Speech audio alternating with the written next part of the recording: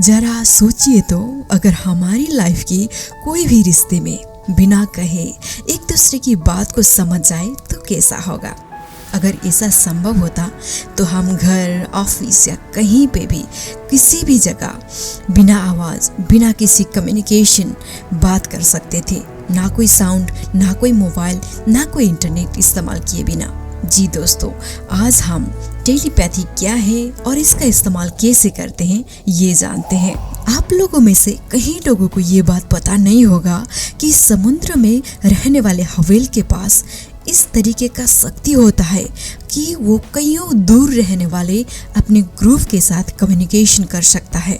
अक्सर वैज्ञानिकों ने इस बात को टेलीपैथी का नाम दिया है। तो क्या अगर एक फिश टेलीपैथी कर सकता है तो इंसान में टेलीपैथी करने का सामर्थ्य नहीं है? खास तौर पे ये टेलीपैथी क्या है आपको समझाने के लिए एक दिमाग से दूसरे दिमाग के पास बिना आवाज़ बात करना व जवाब देना ही टेलीपैथी है। इस तरीके से सिंपल लैंग्वेज में टेलीपैथी को हम समझ सकते हैं। इंसान पृथ्वी के जिस कोई कोने में क्यों ना रहे, लेकिन एक दूसरे के साथ बिना कहे, बिना डिवाइस, बिना किसी चीज़ का एक दूसरे के साथ बात कर सकते हैं, तो इसको हम टेलीपैथी कह सकते हैं। इसको हम हाल के टेक्नोलॉजी के मुताबिक फ़ोन जैसा ही माना जा सकते हैं, क्योंकि अभी हम फ़ोन का इस्तेमाल करके दुनिया के किसी भी कोने में अपने लोगों के साथ बात कर सकते हैं। ऐसे ही बिना फ़ोन का इस्तेमाल करके एक दूसरे से बात करना ही टेलीपैथी है।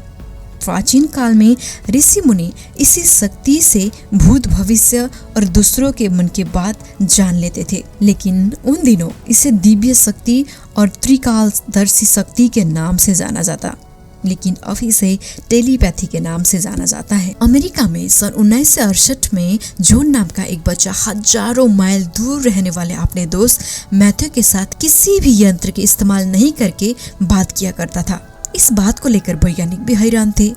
जॉन और मैथ्यू ये कैसे कर रहे हैं? इस बात को फाइंड आउट करने के लिए वैज्ञानिकों ने यंत्र और मशीन का इस्तेमाल किया। उन लोगों ने कुछ यंत्र जॉन के आसपास और कुछ यंत्र मैथ्यू के आसपास रख दिया और उन लोगों ने जॉन से कहा कि मैथ्यू को कुछ मैसेज भेजो।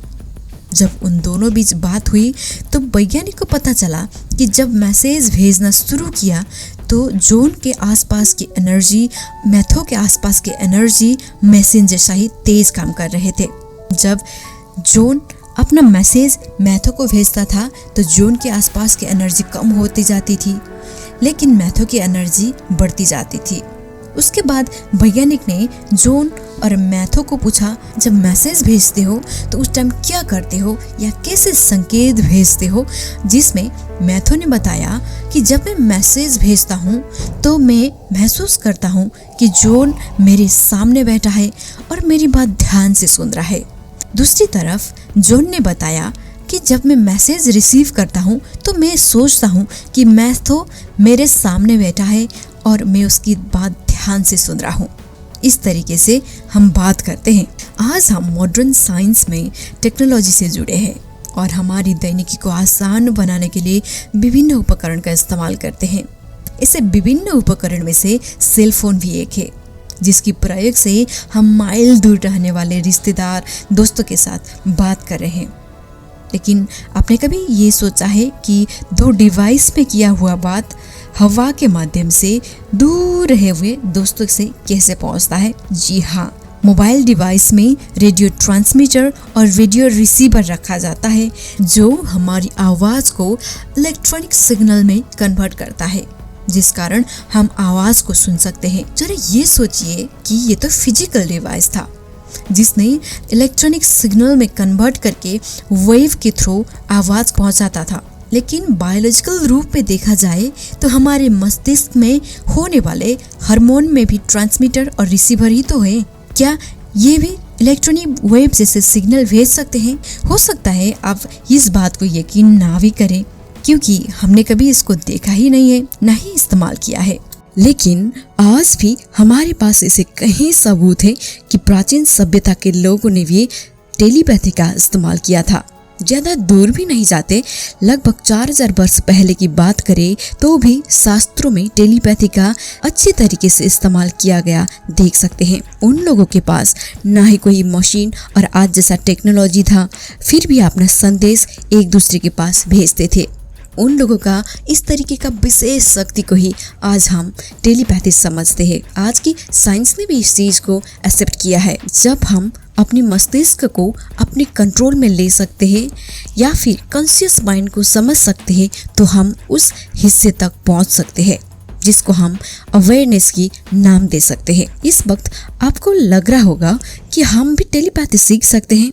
यस, हम भी टेलीपैथी सीख सकते हैं, क्योंकि ये भी एक साइंस ही है। टेलीपैथी को अच्छे से समझने के लिए मैं आपको एक घटनाएं बताती हूँ। लगभग 5000 वर्ष पहले महाभारत की युद्ध हुई थी, जिसका आयोजन करने वाले स्वयं श्री कृष्ण थे। आज सारे लोग महाभारत काल सत्य होने का यकीन करते हैं, क्योंकि महाभारत कालीन कई चीजें आज भी लोगों ने फाइंड किया है। असल में इस युद्ध में जब संकल्प ने धृतराष्ट्र को कुरुक्षेत्र में होने वाली सभी चीजों को वर्णन कर रहे थे, परंतु संजय और धृतराष्ट्र कुरुक्षेत्र से बहुत दूर थे। लेकिन संजय वो सारी चीजें धृतराष्ट्र को बता रहे थे जो असल में ही कुरुक्षेत्र में हो रहा था। उस टाइम ना ही कोई टीवी और ना ही कोई टेलीफोन था, लेकिन कैसे ये सारी चीजें संजय को पता था? क्या उसके पास कोई चमत्कारिक शक्ति था? बिल्कुल उसके पास कोई भी चमत्कारिक शक्ति नहीं था, लेकिन टेलीपैथी का ज्ञान था उसके साथ। आज की हमारी मॉडर्न साइंस इस चीज पर तीव्र गति में रिसर्च कर रही है। अमेरिका के वैज्ञानिक ने इस विषय पर गहन अध्ययन कर रहे हैं। साथ साथ इस ज्ञान को उन लोग अपने अंतरिक्ष यात्री को भी सिखाना चाहते हैं। अंतरिक्ष यात्री के पास ऐसे बहुत टेक्नोलॉजी होंगे, लेकिन जब वो लोग स्पेस में चले जाते हैं तो उन लोगों के स्पेस शटल में किसी भी तरह से खराबी आया तो वो लोग स्पेस में ही इस तरीके से गुम हो जाएंगे, उन लोगों को पृथ्वी से कोई भी कांटेक्ट नहीं कर सकता। उस समय टेलीपैथी का इस्तेमाल किया जा सकता है।